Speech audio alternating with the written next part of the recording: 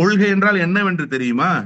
நீங்கள் மணிப்பூரில் நடந்ததை போலதான் தமிழ்நாட்டிலும் நடக்கிறது என்று அயோக்கியத்தனமான ஒரு பொய்யை நீங்கள் சொல்கிறீர்கள். மணிப்பூரிலே நடந்தது என்ன? ஒரு பெண்ணை உடலில் ஒட்டு துணி இல்லாமல் நிர்வாணமாக்கி ஓட விட்டார்கள். அப்படி ஒரு காட்சி தமிழ்நாட்டில் எங்காவது நடந்திருக்கிறதா? இப்போது இல்லை, இந்த அரை நூற்றாண்டு காலத்தில் எங்காவது நடந்திருக்கிறதா? எந்த செயலை எதோடு ஒப்பிட்டு பேசுகிறீர்கள்? எப்போதுமே சனாதானத்துக்கு கூஜா தூக்குகிற வேலையை நீங்கள் மேடைதோறும் செய்து கொண்டிருக்கிறீர்கள். உங்களுடைய விருதாச்சல மேடையிலும் அதைத்தான் செய்தீர்கள். நேற்றைய நிகழ்வினுடைய மேடையிலும் நீங்கள் அதைத்தான் செய்தீர்கள். நீங்கள் என்ன சொல்கிறீர்கள்? தமிழ்நாட்டில் படப்பிடிப்பு நடத்துவதை போன்று சம்பிரதாயம் நடக்கிறது என்று சொல்கிறீர்கள். நீங்கள் தான் சம்பிரதாயத்துக்காக பனையூர் பங்களாவுக்கு வர வைத்து போட்டோ ஷூட் நடத்தினீர்கள். திராவிட முன்னேற்ற கழகம் அப்படி நடத்தியதா?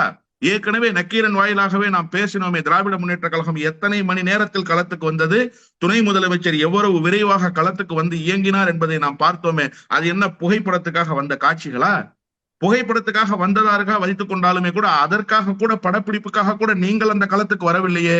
உங்களுடைய வீட்டுக்கு அழைத்து தானே நிவாரணப் பொருட்களை மக்களை பிச்சைக்காரர்களைப் போல நடத்துவதை நீங்கள் தானே செய்தீர்கள். திராவிட முன்னேற்ற கழகம் அப்படி செய்யவில்லையே. இன்னொன்று, நேற்றைக்கு நீங்கள் அம்பேத்கர் குறித்து பேசுகிறீர்கள். அம்பேத்கர் குறித்து பேசுவது என்று சொன்னால் அம்பேத்கரினுடைய லட்சியம் என்ன என்று நீங்கள் பேசிவிட வேண்டாமா? சனாதனம் குறித்து அம்பேத்கர் எத்தகைய கருத்துக்களை கொண்டிருந்தார்? சனாதனம் குறித்து நீங்கள் நேற்றைக்கு ஒரு வார்த்தை பேசினீர்களா?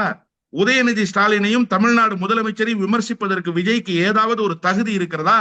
ராஜஸ்தானுடைய தேர்தல் பிரச்சார கூட்டத்தில் இந்த நாட்டினுடைய பிரதமர் உதயநிதி பேசிய கருத்தை வைத்து தேர்தல் பிரச்சாரம் செய்தார் என்று சொன்னால் என்ன பொருள்?